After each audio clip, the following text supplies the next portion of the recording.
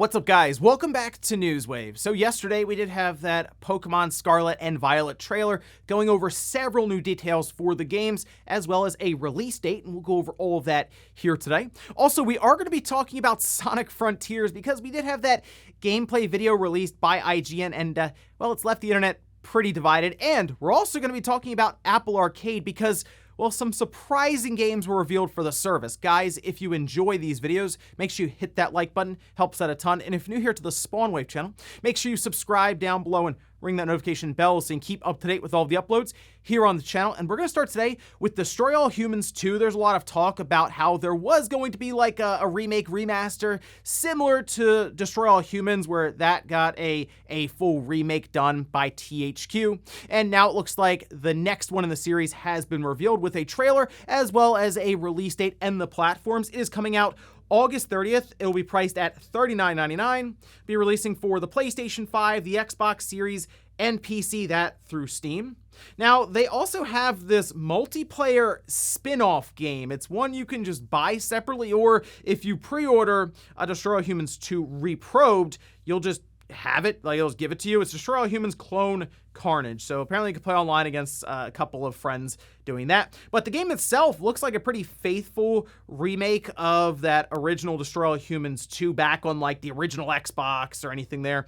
And I'm looking at this, they also mention 2-player split-screen cooperative mode. So you and a friend apparently can just play through this game together. It's kind of neat there, but it's cool to see, of course, THQ or Embracer Group go back and get some of these older titles. That's what we expect from them, and of course, we know all those new intellectual properties that they're getting from Square Enix. I'd expect more of this as we go forward. Also, we do have that Sony State of Play coming up later on this afternoon. We know it's going to be focusing heavily on PlayStation VR 2 titles, and Sony went ahead and, well, they confirmed the most obvious game to be there, and we can see this over on Twitter. This from PlayStation saying, tomorrow get a new look at Horizon Call of the Mountain for PSVR 2 during State of Play. Again, that is 3 p.m. Pacific, 6 p.m. Eastern Time, and we're also expecting some third-party games there as well. But there are a lot of questions still around Horizon Call of the Mountain. I've seen people wonder, is this an on-rails experience where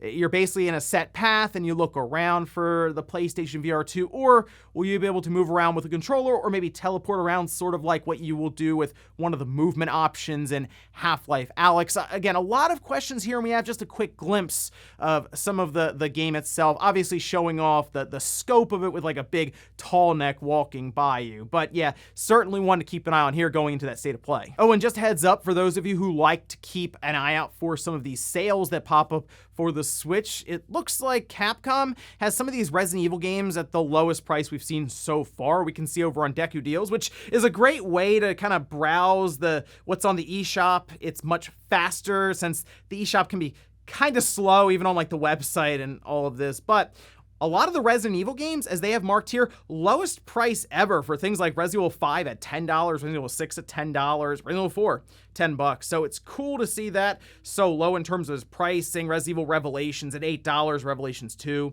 at $8, and these sales are just ending June 17th, so about 2 weeks. Just wanted to bring that to your attention since, yes, this is the lowest price we've seen for these Resident Evil games on the Switch so far. And guys, with some of the quick news out of the way, let's get into the bigger stuff. Let's start right away with Pokemon Scarlet and Violet. We had about a 3-minute trailer that released yesterday with a ton of information. Yes, they also told us when these games will be releasing, that being Friday, November 18th, which is basically expected. We were thinking this would release around that November time period like they usually do with these new Pokemon releases, but of course this will be introducing a brand new generation, and we even had a look at a new Pokemon that kind of took over the internet yesterday as well. But we'll take a look at some of the trailer here, and visually it's not going to be that impressive. I mean, Game Freak, they're trying. They still have a lot of work to do with this, and we'll talk more about Game Freak and some of the visuals in this game later on with the comment of the day, but nothing that's going to blow anyone away here. However, they do have 4-player co-op as an option as they showed that off, which is kind of neat. They did show off some trading that took place. It was kind of just shown happening in the trailer. So I don't know if you still have to go to a certain location for that, or if you could just pull up a menu and say, yes, I would like to trade this Pokemon back and forth there. And the Pokemon that really took over the internet is Lechonk.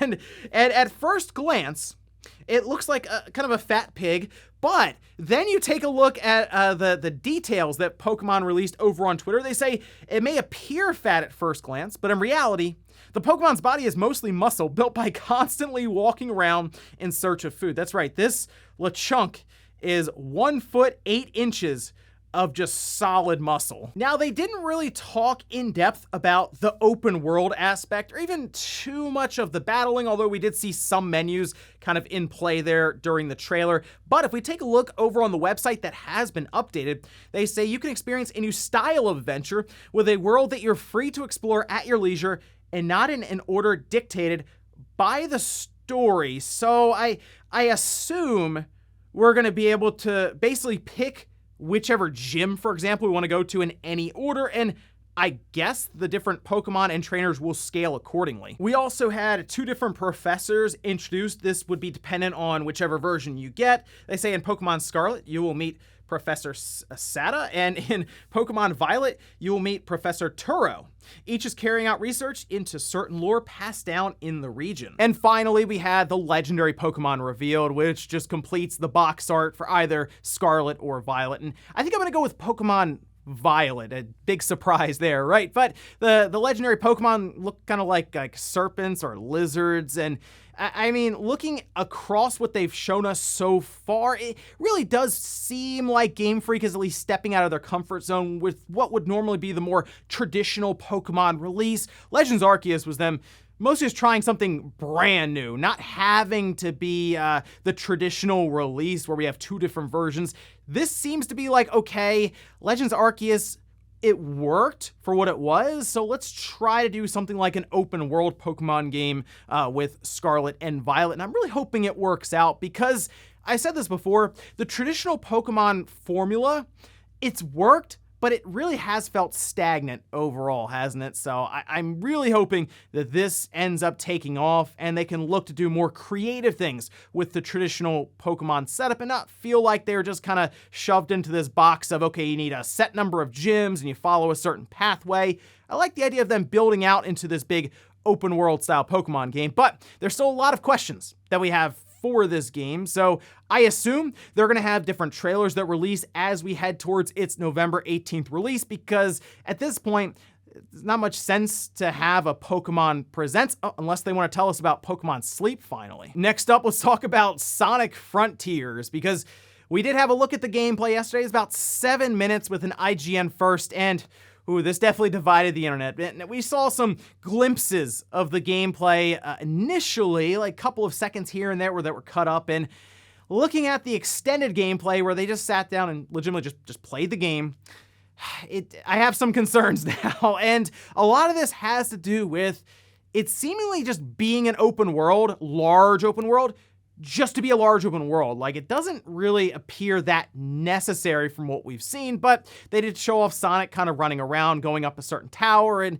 at first Sonic was even running up the side of the tower, and then they just had Sonic climbing for some reason. I mean, the idea of Sonic running up the side of something makes a ton of sense. Sonic climbing really, really slowly was just weird. It just looked really out of place. They still had the rails that you grind around. I think that's pretty cool for traversal and makes a lot of sense. But they didn't really show off any combat, and I'm a little concerned that it's going to be kind of basic in terms of how Sonic will fight against different enemies, because they showed off like a puzzle. It looked very simplistic. You just kind of turn something and that was it. Then the doorway opened. I get that could be parts of the game, but it seemed like that'd be a strange thing to highlight and be like, look at this, it turns, and then the door opens, like, great. The world itself, people have mentioned, looks like an Unreal Engine tech demo, and the best way I can describe it is it just looks generic.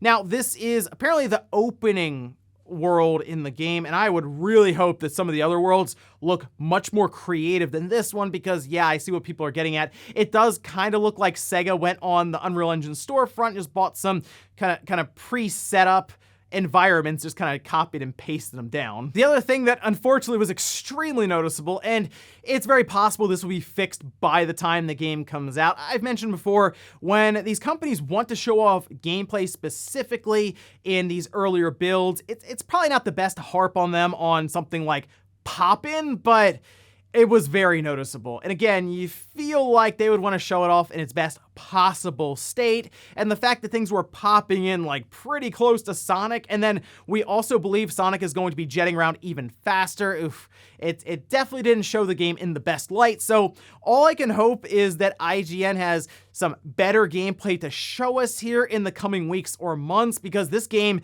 is supposed to be coming out at the end of this year, like holiday 2022, and Sega has said that they are looking for high review scores for this, and so far from what I've seen in that extended gameplay look, it's going to be kind of tough to get there. Would it score higher than Sonic Forces? Yeah, probably, just on the premise alone of it being an open world Sonic game, and it hopefully just working out of the gate, but I think we got to see a bit more, especially with the combat and I don't know, the story? You assume Sonic's doing something in this open world, but we'll have to keep an eye out and see what else they have for us. Next up, let's talk about PlayStation Plus and Xbox Live Games with Gold for the month of June. We had gone over a rumored leak that had popped up online for PlayStation Plus, and it looks like turned out to be correct. We can see this over on PlayStation Blog. Nice little card at the top here.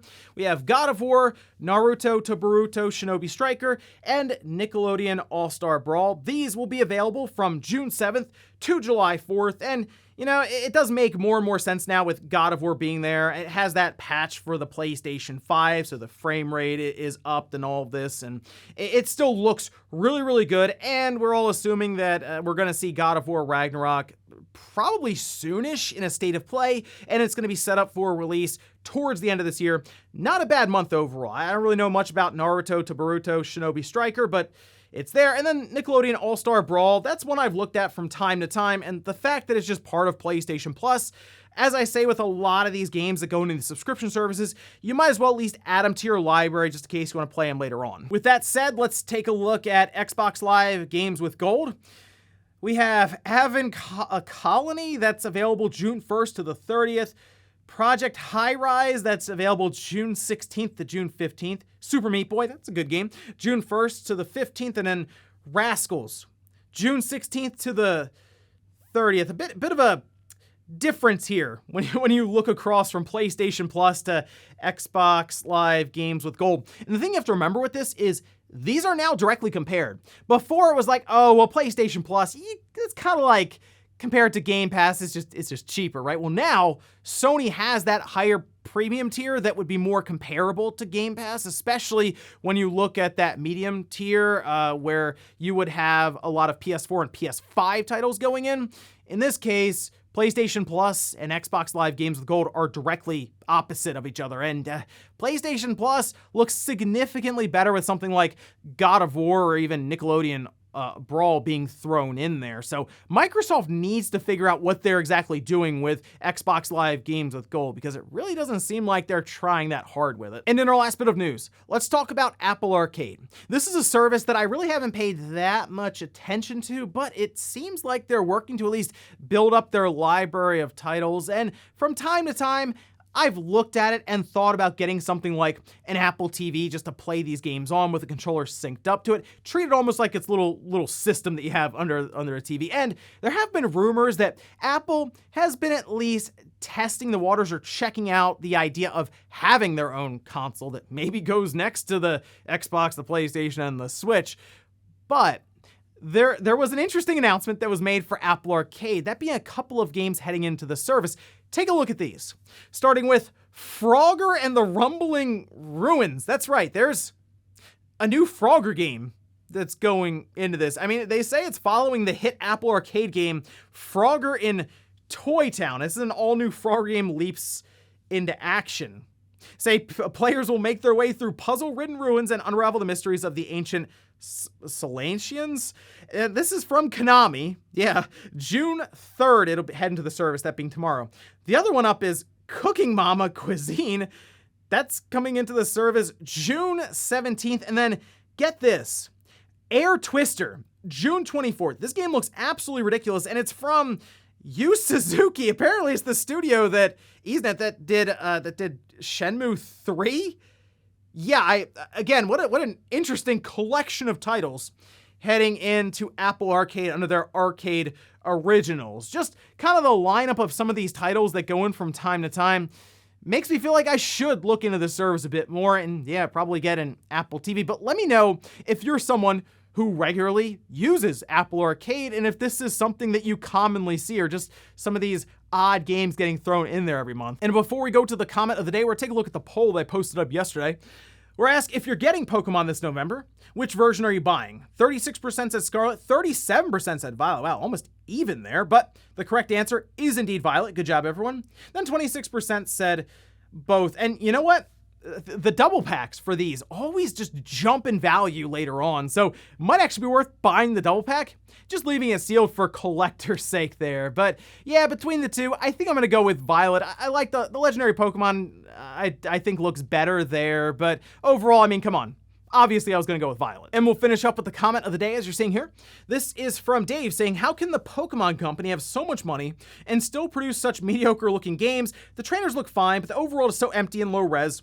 What a shame. Still buying it, though. And yeah, so if I had to really step back and guess, because that's what it is, it's mostly speculation now, it's the fact that Game Freak is on such a tight schedule at all times. Like, they don't really have the luxury of saying, you know what, we could make Scarlet and Violet look better if we had an extra year or 2 years. Let's just delay it out.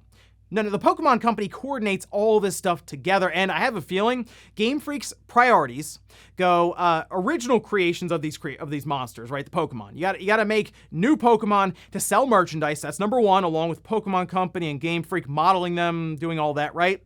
Then they have to make sure the game functions and the basic outline of the game is there. They want to do open world. They got to make sure it all works together, and then come the visuals. So yeah, like they can't do what Nintendo does with Breath of the Wild 2 and spend 6 years on the game. I mean, think about how many Pokemon games came out or about to come out in a 12-month span. There'd be 3 of them. Brilliant Diamond, Shining Pearl, Legends Arceus, and then Scarlet and Violet. Nintendo's just trying to get out one Zelda game each year, and this year it might just be Wind Waker and Twilight Princess repackaged in a bundle. So that's the biggest thing here with Game Freak. They don't have the talent that Nintendo has right now working on Breath of the Wild 2, and they have to come out with a Pokemon game pretty consistently according to a schedule that has to line up with merchandise, anime, and everything else. Also, the Pokemon Company and Game Freak know that even if the visuals are below average, most likely a bunch of Pokemon fans and gamers are still going to be buying these titles. And I mean, let's face it, they have LeChunk. And ladies and gentlemen, that's going to do it here for Newswave. If you enjoyed this video, guys, hit that like button. If not, hit the dislike. Leave comments down below. But everything we talked about here today was Pokemon Scarlet and Violet. What'd you think of the trailer? And if you're picking it up, which one are you grabbing? And then also, what about Sonic Frontiers? What do you think about Sonic moving around in that open world? And then Apple Arcade. Should I be paying more attention to this service? Thanks, guys, for watching, and I'll see you next time.